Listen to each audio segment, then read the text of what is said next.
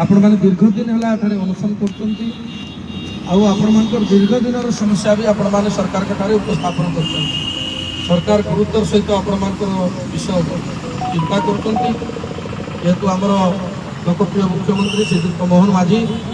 विधानसभा गोटे कमिटी गठन करके आपण मानकर जहाँ सब दाबी थिला पूर्व से गोटे कमिटी गठन कर कमिटी रिपोर्ट दाखल कर सारी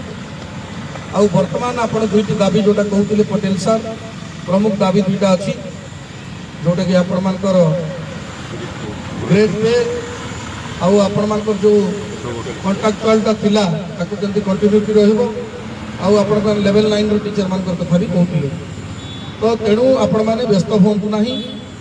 आम सरकार जेहेतु लोककर सरकार शिक्षक मानकर पई विशेषकर शिक्षा व्यवस्था को गुरुत्वर सहित नेउचंती एवं आमे जेहेतु डबल इंजिन सरकार रे अछु आपण माने भरोसा रखंतु खूब जल्दी आमे आपण मानकर जो प्रमुख दाबी अछि ताकू पूरण करिवु तेणु माननीय मुख्यमंत्री निर्देश क्रमे मु आपण मान को अनुरोध करुछि आपण माने जेहेतु दीर्घ दिन होला आपण माने खरा तरारे एते प्रतिकूल पाग सत्ते आपण दीर्घ 2 मास होला एठी अनशन रे बसिचंती तेणु मुख्यमंत्री तरफ आपण मान को विनम्र अनुरोध करुछि राज्य सरकार के तरफ भी अनुरोध करुछि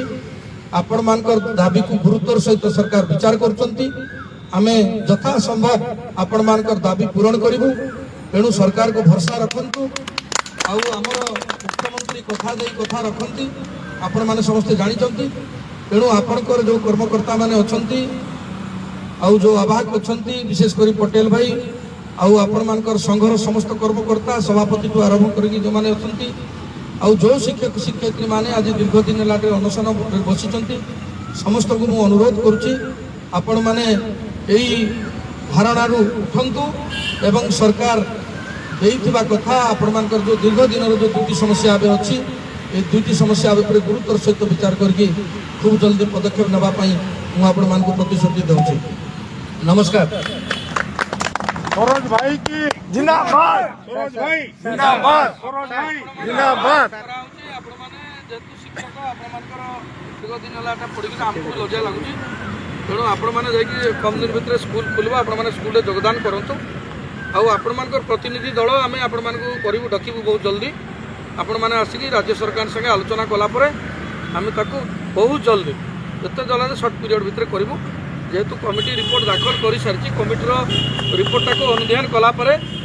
सरकार ताकू विधानसभा उपस्थापन करेंगे और आपण मान यथा संभव आम आपण मान दाबी को पूरण कर ठीक अच्छे आम सम्मानीय श्रीयुक्त स्वरूप प्रधान महोदय आम चीफ हुई गवर्नमेंट आज आसिक गहन में सरकार जोटा माने मेसेज से आम मानक जनइले एवं खूब शीघ्र दाबीटी को पूरण करने से कहले तो ये आम अनुरोध करने चाहिए सम्मानीय प्रधान सार को जे आम एवं जो माने आमर जोटा डिमांड थिला जे ये आसिक घोषणा करदे बोलिक आम डिमांड रखी तो आम गोटे ये प्रधान सार को अनुरोध करने चाहिए ये पाखापाखि आमर ये जून मास भितर गोटे सम्मानीय मुख्यमंत्री आमर जो माने 50-60 हजार शिक्षक ये आम आसबू एवं से दिन आमर सम्मानीय प्रधान सार एवं सम्मानीय मुख्यमंत्री सम्मानीय शिक्षा मंत्री आमर समस्त को से डिमांडा को क्लियर करी घोषणा करदे राजरास्ता यहीटा आम अनुरोध करुचु से महासंघ को गोटे ये 8-10 दिन भितर गोटे लेटर के जारी करदे सार चेष्टा करेंगे किंतु सम्मानीय मुख्यमंत्री एबसेंट थिबारु सेटा समस्या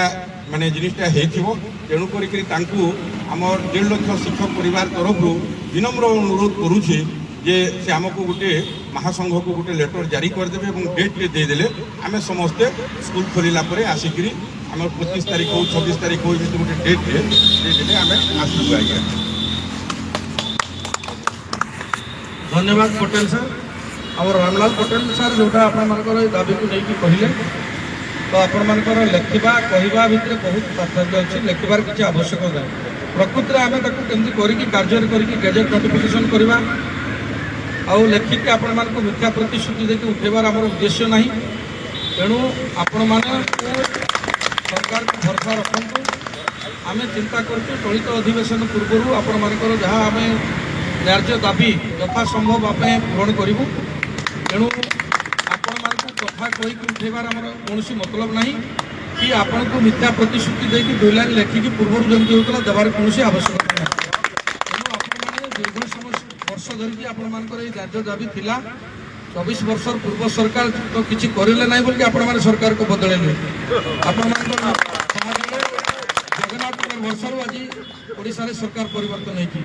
तेणु ये कौन प्रकार सन्देह नहीं आपण मैंने आमको भरोसा रखु राज्य सरकार आपण मानकर विषय आपण मानकर समस्या गुरुतर सहित चिंता करुच्ची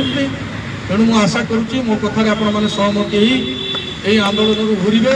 एवं सरकार देइतबा कथा को पूरण करेंगे बोली मु आपण मानक प्रतिश्रुति दूसरी नमस्कार। सरोज भाई जिंदाबाद जिंदाबाद जिंदाबाद जिंदाबाद। आम सम्मानीय प्रधान सार टी महोदय